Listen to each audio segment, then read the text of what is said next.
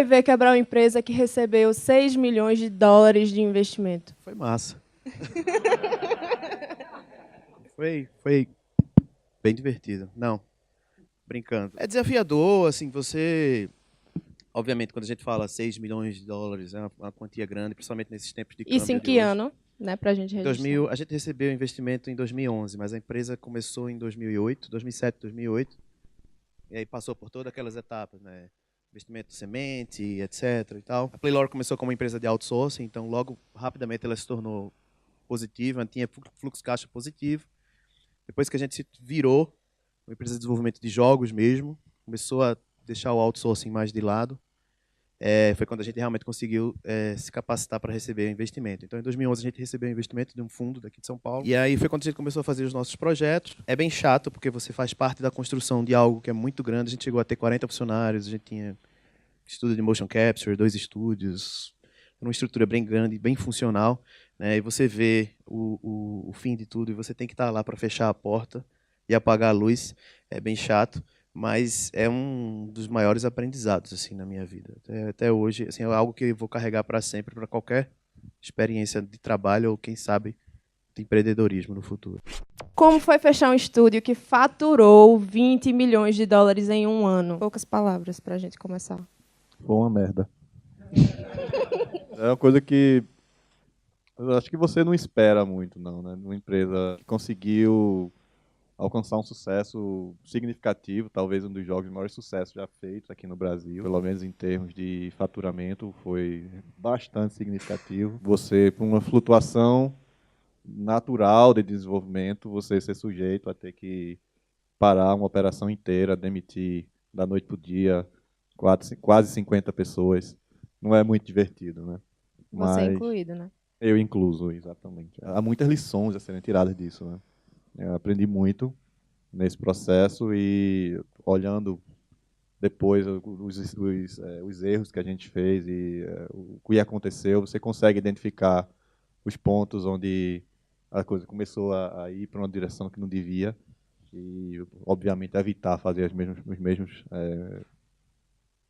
mistakes no futuro. O que foram os maiores erros que tu poderia dizer? Maiores erros, eu acho que é sempre, de todo estúdio de jogos, e é um ligado com o outro. Dar o passo maior do que a perna só vai atrasar a sua chegada ao mercado. Você vai passar 3, 4, 5 anos fazendo um jogo, mesmo que você queira muito, o problema é que você está atrasando uma etapa que é super importante, que é saber se aquele seu plano, porque no fim das contas o seu jogo é um plano para você ganhar grana, para você ter sucesso, ter certeza que aquele seu plano vai dar certo. Já dizia o General Patton, nenhum plano consegue aguentar o campo de batalha, né? E essa experiência de campo de batalha, de lançar jogo, de estar no mercado, de receber pancada, de melhorar o jogo, de receber feedback, é a coisa mais importante que todo mundo precisa saber como desenvolvedor de jogos. E quanto mais rápido você conseguir adiantar isso, em resumo, quanto mais rápido você conseguir lançar jogos e adquirir essa experiência, melhor. Para a gente, eu acho que essa foi a minha maior lição, porque eu já sabia fazer jogo, eu fazia jogo de caixinha, de CD, entregar jogo eu já sabia, como produtor, como executivo, né? Agora, lançar um jogo online, eu nunca tinha tido essa experiência. E eu acho que o maior erro foi, se a gente tivesse lançado jogos online menores antes, e adquirido essa experiência de jogo online, de gerenciamento de comunidade, de live ops antes, provavelmente a gente teria alcançado sucesso muito mais rapidamente. Acho que o maior erro da gente como estúdio foi que quando a gente lançou o Blood and Glory, ele era uma proposta completamente nova no mercado. Não existia nada daquele jeito. Então, pegou o mercado assim, de surpresa e a gente fez muito sucesso. Daí a gente insistiu, a gente fez um segundo, que foi bastante bem sucedido também. Já o terceiro, que era em cima da mesma engine, ele precisava de alguma coisa a mais, né? Ele tinha que trazer algum tipo de inovação que a gente não tinha, não precisou ter oferecido nos outros jogos. E a gente recebeu esse feedback dos executivos da empresa lá da Americanas e a gente considerou, mas a gente ignorou, né, de uma maneira geral. Então o jogo, o Dragon Slayer, não estava bom bastante ainda, apesar de ser muito bonito e de jogar bem. Ele era muito curto e não trazia novidades bastante. Não existia mais novidade em oferecer jogo AAA para mobile. Isso já tinha sido padrão no mercado. A gente mudou o mercado. E a gente não escutou esse conselho. E E aí o custo de desenvolvimento de um jogo como esse é muito alto, né? Esse jogo, Dragon Slayer, não teve nenhum marketing, mas mesmo se tivesse, provavelmente ele não ia faturar o bastante para financiar o estúdio no ano seguinte. E eu acho que o pessoal do Headquarters não estava preparado para investir ainda um outro ano inteiro, apesar da gente ter sido superavitário e ter pagado de volta todo o investimento que eles fizeram ao longo dos anos naquele estúdio. Também tinha um momento em que a empresa estava passando, que não era muito confortável. Eles tinham feito algumas aquisições que não tinham sido muito boas, e era muito mais fácil cortar custo aqui do que cortar lá nos Estados Unidos. Ia ter, como a empresa é uma empresa pública, com capital aberto, o impacto no valor das ações ia ser muito menor. Então, acho que foi fácil para eles decidirem cortar aqui. O que é que tu pode listar assim como um conhecimento que fez falta e que você acha que, se você tivesse esse conhecimento, poderia ter salvo? Eu acho que já falei um pouco, né? Aquele conhecimento de mais experiência em lançar coisas no mercado que você quer atacar. Desde que seja experiência adquirida em outras empresas ou em outros jogos menores que você já participou. Assim, a indústria de jogos, ela ainda não tem uma formação formal. Para você ser desenvolvedor de jogos, você não precisa de um curso superior de jogos. Você vai aprender algumas coisas antes na faculdade, que é um momento bom para aprender. Mas a gente não tem um processo de formação. Então, tem, assim, a maioria das coisas e as piores coisas, vocês só vão aprender fazendo.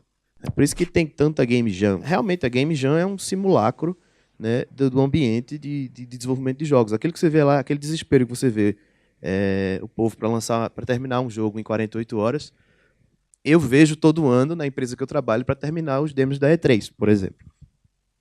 Obviamente em escalas diferentes, em proporções maiores, com experiências maiores, mas ainda acontece. Então, eu não sei nem dizer qual a estratégia certa, mas assim, é traçar uma estratégia para você errar rápido. Você vai ouvir muito isso em palestra motivacional de startup. Não tem outro aprendizado, pelo menos na minha opinião. Traça uma estratégia para errar rápido e aprender muito. É muito melhor fazer um bom gerenciamento do escopo dos seus projetos de acordo com a capacidade da sua equipe atual. Se a sua equipe é uma pessoa e você está fazendo um jogo em casa, você tem que fazer um jogo que caiba dentro do seu escopo.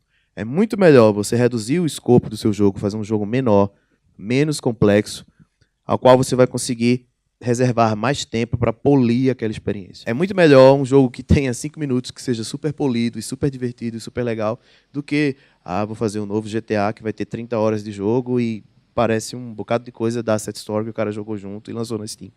Então, esse gerenciamento de escopo, planejamento do que você é capaz de fazer, do que sua equipe é capaz de fazer, para você tirar o melhor da equipe, para você ter algo polido. E não ter algo rushado que você vai lançar e dificilmente alguma pessoa vai querer comprar. Eu acho que hoje a indústria é muito mais desenvolvida em termos de entender como é que está o desempenho do seu jogo. E a gente poderia ter utilizado os conhecimentos que a gente tinha dos outros 2 jogos e aplicado no terceiro jogo que a gente fez. Se a gente tivesse um melhor entendimento de como é que as pessoas jogam o nosso jogo, o que é que elas gostam, onde é que elas estão morrendo mais, o que é que se gasta. Mas a gente tinha um entendimento de analytics, mas não é tão sofisticado quanto a gente precisava e quanto a gente vê hoje, né? Outra dificuldade que a gente viu também, em termos de game design, você só aprende a fazer game design fazendo game mesmo, né? E as oportunidades são poucas. A gente tinha um game designer experiente que saiu da empresa, e os outros game designers ainda estavam aprendendo, e isso foi uma dificuldade que a gente enfrentou no nosso terceiro jogo. Acho que o outro conhecimento também, que é muito importante, é de balanceamento de economia, né? Eu acho que a gente conseguiu se safar de muitos problemas que o primeiro e o segundo jogos tinham, porque eles eram muita novidade. Quando o fator novidade tirou, aí você voltava para a essência do jogo, que realmente precisava ser bom. E aí o mercado também ficou mais competitivo, né? E aí a gente tinha que ter feito um trabalho melhor de progressão dentro do jogo, de dificuldade, principalmente jogo free to play, né? Que é bem difícil fazer isso. De quando é que você encoraja o seu jogador de gastar, quanto de conteúdo você precisa ter. Esse conhecimento fez falta e é super difícil de adquirir. Uma coisa que eu queria adicionar esse conhecimento também fez falta para a gente. Foi legal o que você falou, porque você entrou no detalhe. Tudo isso, analytics, economia. A gente fez um Empire Builder, né? A gente usou uma abordagem um pouco diferente. Em vez de a gente criar um Empire Builder do zero, a gente pegou um, copiou e fez igual. Fez bastante sentido, porque já veio pré-calibrado. Mas, mesmo assim, audiências são audiências, então elas mudam. São perfis diferentes da audiência, então vai ser preciso sempre recalibrar o seu jogo. Não é só importante você ter que saber isso. Se você está falando de jogo online, freemium, free-to-play, é importante você querer fazer isso. A gente tinha uma barreira muito grande, porque a gente que estava na área do negócio, a gente viu, pô, isso está bombando, a gente quer entrar aí. Mas o pessoal que estava fazendo os jogos, ninguém queria mexer com planilha. Nem mexer com SQL para saber qual é a retenção dos usuários tal, do cohort X, e quanto esses caras estão gastando de moeda. Porque ainda havia um bloqueio muito grande para entender que aquilo era desenvolvimento de jogos, apesar de também ser uma coisa muito nova. Então isso é importante, assim, a equipe tem que querer também fazer esse tipo de coisa. Né? E pode se tornar uma barreira. Foi uma das coisas que a gente sofreu na época. O erro mais comum que você vê é a galera não quer trabalhar com free-to-play, aí tenta consertar o free-to-play. A gente vai fazer de uma forma que não vai ser... Não conserta. Abrace ou, assim, completamente free-to-play, ou vai fazer outra coisa. Último detalhe do free-to-play, só para vocês terem ideia. A lenda diz que a Supercell lança 10 jogos por ano, que ninguém nunca soube que eles lançaram. 10 jogos por ano. Testam 10 jogos por ano. Né? Desses 10, talvez vire um jogo mesmo, que a gente vai saber que existe. Então Na Rovio a gente tem o cemitério dos projetos. Tem uma parede lá, todos os projetos ativos, e aí no canto lá tem... que a gente bota uma plaquinha, né? Todo o projeto que começa. E aí está bem populada a parte do cemitério. Quais foram as dificuldades que vocês enfrentaram na época por estar no Brasil? Com a internet hoje é um pouco mais fácil você corrigir isso, mas a distância atrapalha. Você há uma dificuldade de você trazer profissionais qualificados para o Brasil, para quererem vir trabalhar no Brasil. É muito difícil recrutar de fora para vir para o Brasil. Mesmo uma empresa que era bem capitalizada, como a Playlore, no caso, a gente tinha muita dificuldade de trazer. Entre as outras coisas que acho que Reginho pode até falar melhor do que eu, muito difícil explicar para o investidor, principalmente o investidor americano, o que é lucro presumido, por exemplo. A primeira vez que eu expliquei isso para um investidor no Vale, assim, não, porque tem dois modelos, tem um lucro real e o presumido. O cara, hã? Isso foi bem real no caso da Glu também, porque a gente tinha um escritório ali na Berrini, e era um andar todo, e a gente pagava no aluguel daquele escritório mais do que eles pagavam no aluguel do escritório que eles tinham no Financial District de São Francisco, que é um dos lugares mais caros do mundo. E aí o custo trabalhista aqui também pesava bastante, porque lá, assim, e os países do mundo também são, os custos trabalhistas são altos, né? Nos Estados Unidos não são. Então eles não entendiam por que é que uma pessoa que trabalhava aqui custava o dobro para a empresa. Né? Uma comparação entre outras economias que recebem esse tipo de investimento. É difícil explicar para um gringo por que todo ano eu tenho que aumentar o salário do cara em 8%. Porque é inflação e tal, não sei o quê, mas assim... Ou o sindicato também, né? Ou porque tem um sindicato, ou porque tem quer dizer, que é o dissídio coletivo, que é algo que é definido pela categoria e tal. Não, mas é porque esse cara funciona assim, porque esse cara é artista, então ele vai para o sindicato do não sei o quê. Esse cara é assim porque ele vai para processamento de dados. Né? Então tem todas essas... Eu lembro que o meu chefe, o meu investidor, o CEO da empresa, o gringo, chegou a um certo ponto da história da empresa que ele tem uma frase que é fucking Brazil, né? Que é tipo, não, Zé, que a gente tem um negócio que aconteceu que eu preciso resolver. Ele, oh, no, again, fucking Brazil, shit. e aí já chegou um ponto que sabe que é o I rest my case. Os caras chegam lá, whatever, I rest my case. Assim. Não é que é difícil, não é que é impossível você empreender no Brasil. Dá para empreender no Brasil. Mas é uma dificuldade, principalmente quando você trabalha para empresa, para investidores externos. É a percepção que é difícil de explicar para quem não está acostumado. Então, eles têm estúdio no mundo todo, na Glu, e a gente tinha mais férias do que todo mundo na empresa inteira. E a gente todo ano tinha aumento. Então, lá o pessoal tinha 1% de aumento, a gente tinha pelo menos 8%, que era o que o sindicato mandava. E aí, para explicar isso para o CEO, foi sempre uma luta. Era uma dificuldade.